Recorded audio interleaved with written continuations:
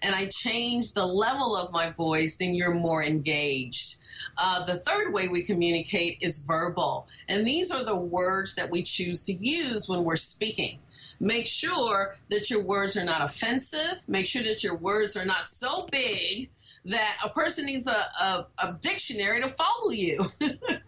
Make sure that your words aren't crunch words. Sometimes when we get nervous, we all do this, we use the same word over and over and over again, and we're not aware. That's why it's always good, as much as this pains us, to record yourself. Record just your voice, record your voice and the visual, just to see if there's a certain word that you tend to use over and over and over again. And it's okay to pause, take a breath. Because then you give yourself a chance to sort of breathe in and then really think about what will I say next. So those are the 3 V's: the visual, what people see; the vocal, what people hear; and then the verbal, the words that you use. Interesting. And do I have comments about all 3 of those, but I'll keep them to myself. You know, it's interesting. It's not only people in their business, but I went to a concert over the weekend, and there were they're so talented. In fact, I went to 2 concerts, one last weekend and one this weekend, and the performers are so talented, but they look horrible. And I get sidetracked by what they look like, because I'm thinking these are such artists, but, they just don't look professional.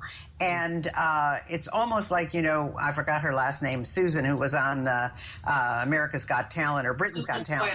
Yeah, Susan Boyle. And, when she first, even she's not a knockout beauty, but they have done a lot with Susan and her appearance. And she looks professional now.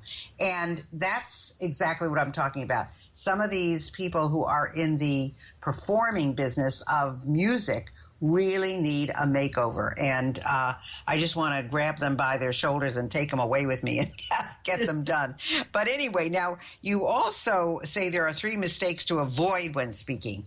What are they? Let's see. There's a lot of mistakes to avoid, but one of them is trying to be somebody else.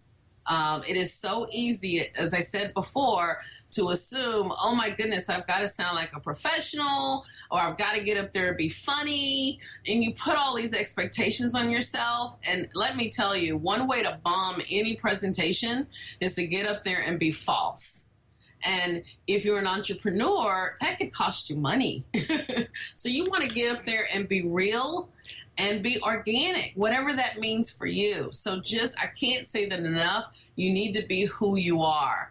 Number 2, this is a review from earlier. Don't get up there and sell me out of the gate. Do not get up there and tell me, hey guys, you need to buy from me and this is why. And I'm going to show you what happens when you buy from me. I've been in that position before where I've sat in an audience and I was so excited about the presentation, about what I read that got me to that particular presentation. Then I get up and then I'm sitting there and the presenter begins by selling me right out of the gate. I'm so pissed off that I can't begin to hear what he or she has to say. So if you really want to kill your sales, then get up there and sell right out of the gate, or let the sales part of the presentation dominate everything else. Okay.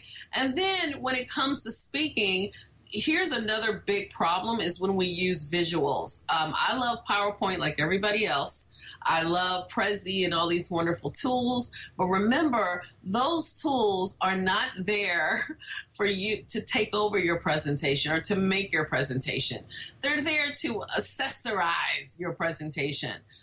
Do not put all of your words on your PowerPoint. Just put bullet points and speak to it. Also, when it comes to PowerPoint, sometimes we depend so much on the PowerPoint. Here's a red flag when folks say to you, can I get your PowerPoint? Now, we may feel complimented by that, but what they're really saying is that your PowerPoint has so much information in it that I want to take it home with me. And your PowerPoint should really, believe it or not, just sort of accent your presentation, where it could just literally be visuals that you talk through, or it takes whatever point you're making to the next level, or just certain keywords where actually your PowerPoint wouldn't make any sense without you. So those are just a few of the mistakes. But there's a lot of mistakes that folks make when it comes to speaking. Boy, I can really appreciate what you're saying. I've had people ask me when I've given presentations, are you going to use PowerPoint? And when I say no, they say, oh, thank God. I mean, people just, they associate that with business presentations in their own companies, and they really don't want to see someone up on stage doing that. Now, I can see doing it in a webinar and things like that, or even in a teleseminar.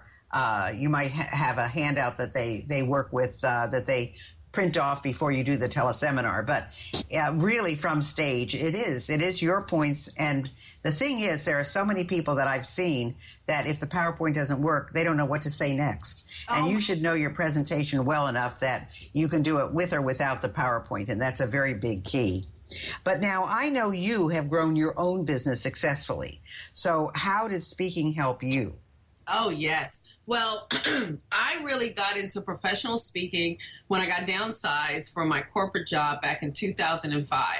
I remember having a conversation with myself saying, okay, this is the next phase of my life. What am I going to do? And I said, I think I want to travel the world and just motivate people. And I didn't know what that meant. I didn't know exactly how I was going to do that. But I remember going to a meeting for National Speakers Association. I also was a very active Toastmaster and, just told everyone I knew what my intention was. And before I knew it, I began traveling all over the world speaking. And I loved it, but it was exhausting because out of 30 days out of a month, I would speak for 25 of those days. And I did it for 4 years. So I saw the hotel way more than I saw my own apartment here in New York City. So eventually I said, okay, I learned how to be a speaker. Now I've got to learn how to be an entrepreneur. That is a huge tip. Whether you want to be a professional speaker or not, you got to realize that it's all about running a business. And remember, my background was in television news and corporate America. So I had to learn how to become that entrepreneur. So while I was on the road, traveling all over the world speaking, I created the National Center for Speaker Training, where I started to coach and grow my own clientele. And it's funny because it's actually 8 years this year since I created NCST and 10 years since I've been in business. So that's really how I grew my business. And then what I loved about it, Gail, when I finally did build my business and, build the National Center for Speaker Training, then I was able to make my business more of a complement to my lifestyle. So now I get to travel when I want to. Like this past weekend, I just had a 2.5, 3-day event in a different part of New York City. And it was wonderful. And I do about 2 or 3 events a year for my clients. They fly in from all over the world and they spend 2.5 to 3 days with me. So here's the real big takeaway for everyone. Number one, never ever snooze on your dreams. I do believe anything is possible, especially when you put the intention out there. Number two, if you truly want to run your own business, it's important to learn how to be an entrepreneur and learn what that entails and what that means. Get a coach. I did. It makes all the difference in the world.